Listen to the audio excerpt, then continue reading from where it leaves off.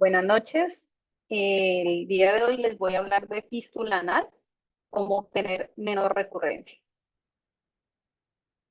Como una introducción, la recurrencia posoperatoria de la fístula anal es una de las complicaciones físicas más comunes y tiene unas graves consecuencias tanto médicas como económicas. Si se produce una recurrencia de la fístula anal, es probable que se requieran varias cirugías y esto incrementa los costos e incrementa también el tiempo total de tratamiento.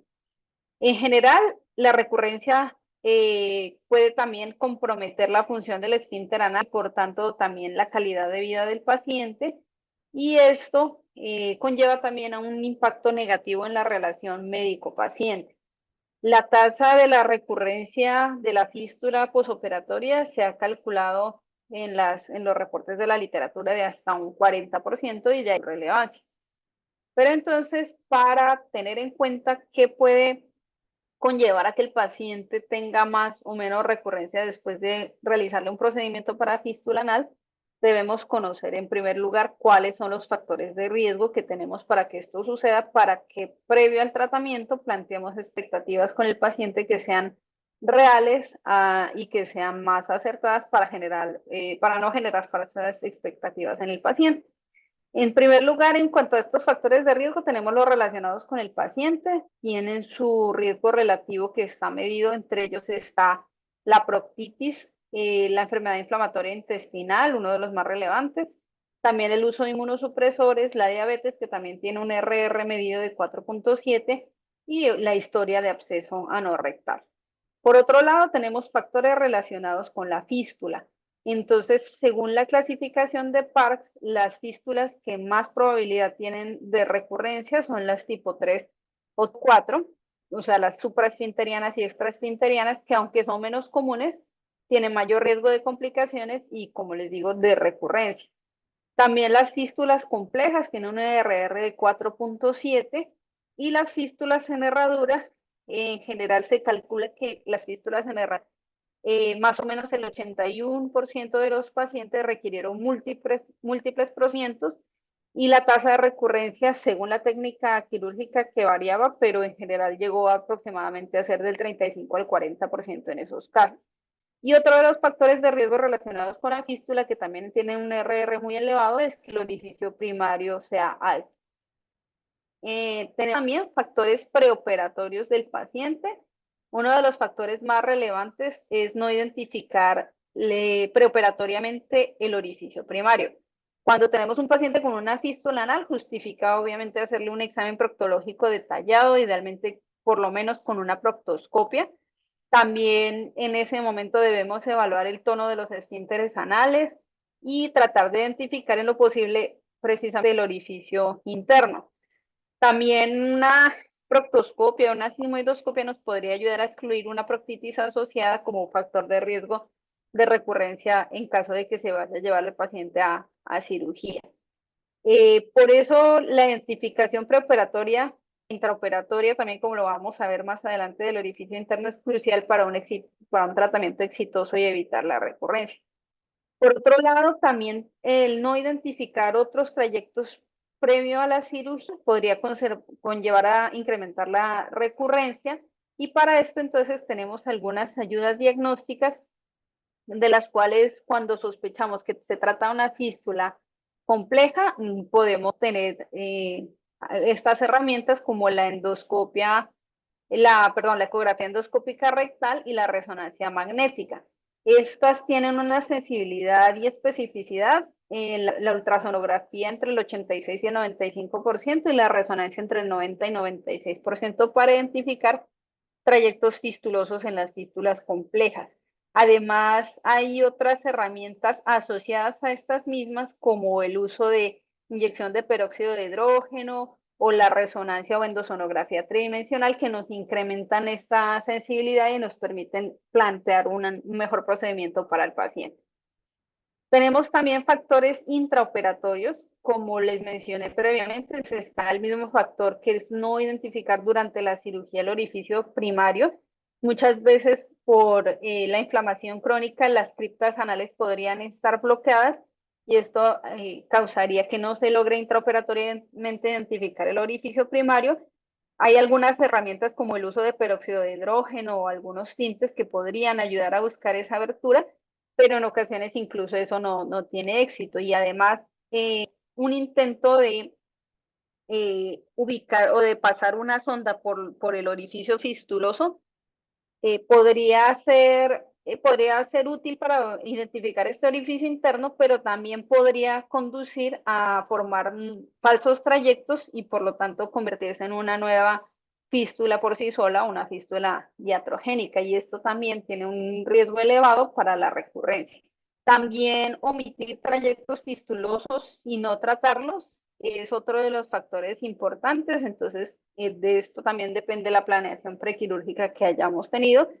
Y otro factor importante es en sí la elección del procedimiento quirúrgico, que más adelante vamos a hablar un poco más detalladamente de eso, pero según el procedimiento, según la experticia también del cirujano y tratar de, pues si el cirujano trata de conservar todos los principios quirúrgicos de la cirugía proctológica, pues va a tener mejores resultados que si de pronto se deja llevar más por resultados cosméticos. En esta tabla vemos algunas de las tasas de recurrencia descritas según el procedimiento y como lo pueden ver puede llegar incluso hasta ser del 69%. Y tenemos por último factores posoperatorios. Estos en sí en la literatura no tienen una medición precisa de su riesgo relativo, pero sí están descritos algunos de estos factores como los relacionados con la atención posoperatoria, el seguimiento, el cuidado que se realiza a la fístula, la falta de irrigación de la herida, dejarse por tiempos prolongados o sin ajustar, el paciente tenga una cicatrización en falso o como les mencioné que tenga un seguimiento inadecuado, esto puede conllevar a una tasa de recurrencia más elevada. Entonces, cuando ya hemos conocido y evaluado a nuestro paciente y tenemos presentes estos factores de riesgo, vamos a plantear cuál va a ser nuestros objetivos terapéuticos. Entonces, ahí es cuando tenemos que buscar un equilibrio entre obtener una alta tasa de cicatrización, unas bajas tasas de recurrencia, pero minimizando las complicaciones y tratando de mantener hasta donde sea posible la continencia. En ese equilibrio, buscando eso, entonces es cómo debemos elegir nuestra técnica quirúrgica que vamos a aplicar específicamente en cada caso del paciente. Pero entonces es en ese momento cuando nos preguntamos, nos dice la literatura sobre las diferentes técnicas quirúrgicas existentes. Tenemos, en primer lugar, les quiero mostrar este metaanálisis en red que incluyó 20 ensayos clínicos controlados con 1.663 pacientes. Incluyeron, pues como ven en los gráficos en red, alrededor de 30 procedimientos quirúrgicos que encontraron ellos en la literatura, seleccionaron algunos artículos que comparaban entre sí varios de estos abordajes y lo que ellos quisieron evaluar como desenlaces fue el tiempo de curación, la incontinencia y la recurrencia. En general, esta es la tabla en donde resumen los resultados de este artículo y ellos nos ponen esta tabla con colores en donde los mejores resultados se pintan en verde, los peores resultados se pintan en rojo y encontraron que para el tiempo de cicatrización a quien mejor le fue a la fistulotomía con marsupialización, seguido de la ligadura quirúrgica o el LIF asociado a taponamiento con biomaterial, y a quien peor le fue en tiempo de cicatrización fue a la colocación de seto. Hablando de incontinencia, a quien mejor le fue en ese caso fue la colocación de seto, seguido por la fistulotomía con marsupialización, y a quien peor le fue para ese ítem de la incontinencia fue al colgajo de avance. Y para recurrencia, quien mejor le fue a la fistulectomía, seguido por la ligadura quirúrgica del trayecto asociado con taponamiento con biomaterial, y a quien peor le fue en cuanto a recurrencia fue al pegamento de fibrina. Entonces ellos lo que concluyen es que las técnicas combinadas, como lo vimos de fistulotomía con marsupialización o de ligadura del trayecto con aplicación de biomaterial, son los que podrían ofrecer mejores resultados.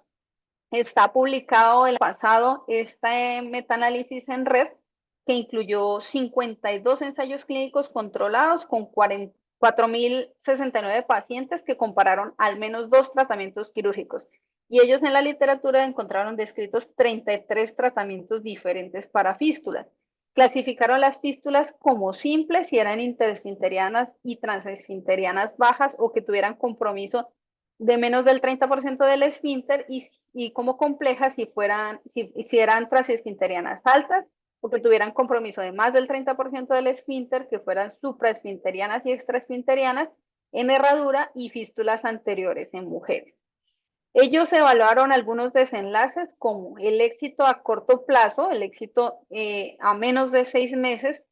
Para la fístula anal simple encontraron solamente 2 estudios que comparaban la ligadura interesfintérica del trayecto o el LIF contra la fistulectomía. Los resultados de estos 2 estudios al comparar esos 2 procedimientos es que no hubo una diferencia estadísticamente significativa entre ellos.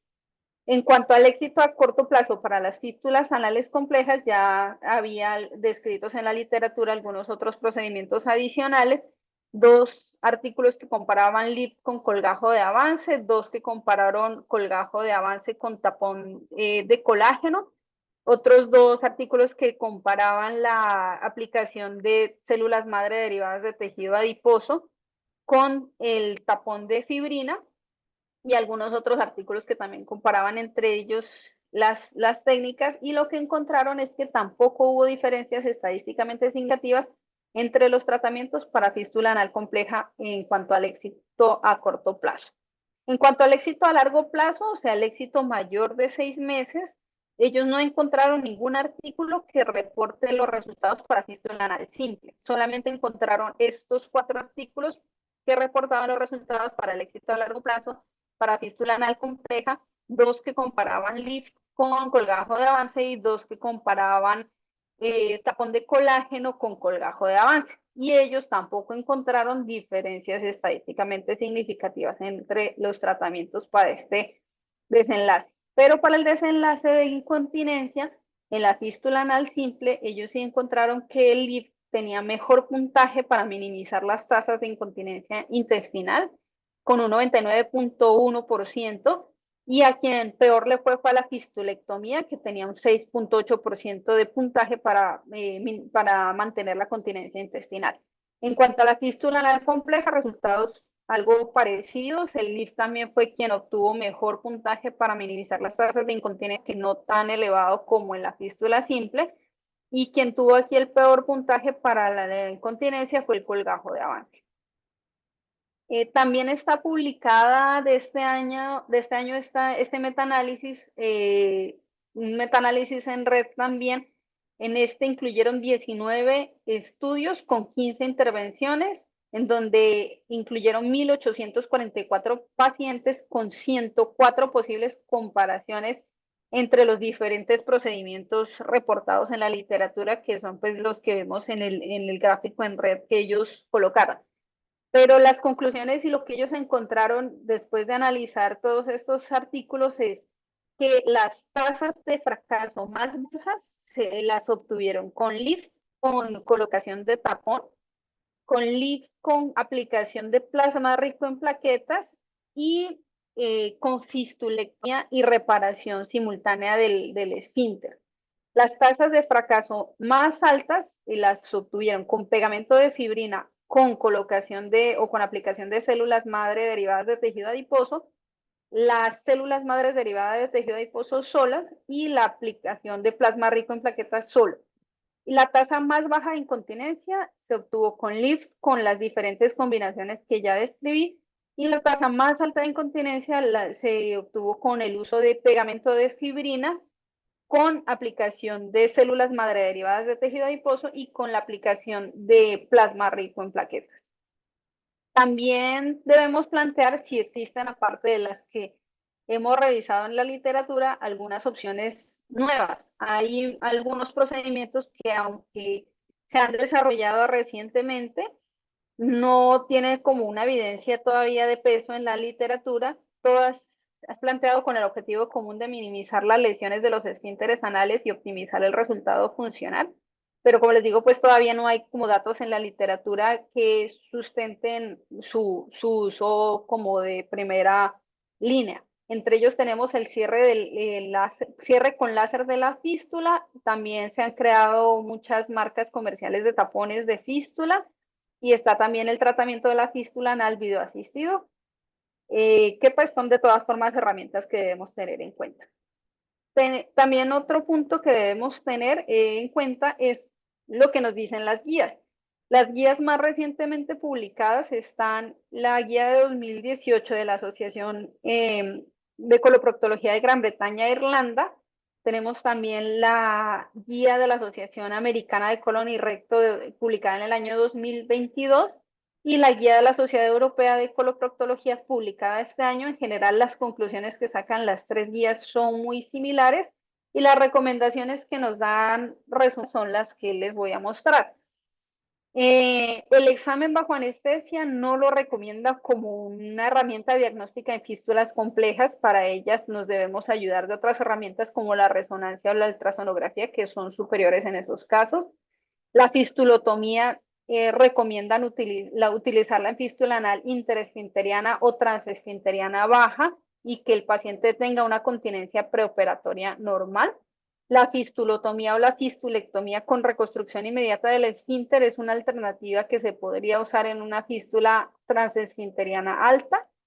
Y la marsupialización podría realizarse después de una fistulotomía o una fistulectomía para una fístula anal simple. En general, como ven, la evidencia va desde el bajo nivel hasta el nivel moderado en todas estas recomendaciones.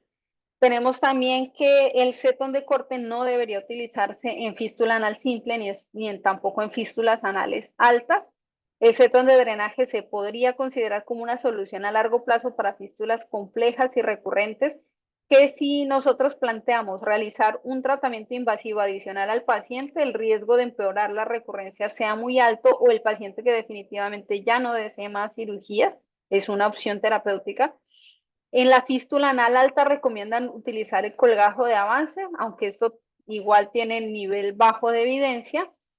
Recomiendan como una de las alternativas el LIF como tratamiento primario de las fístulas anales transesfinterianas nuevas y altas.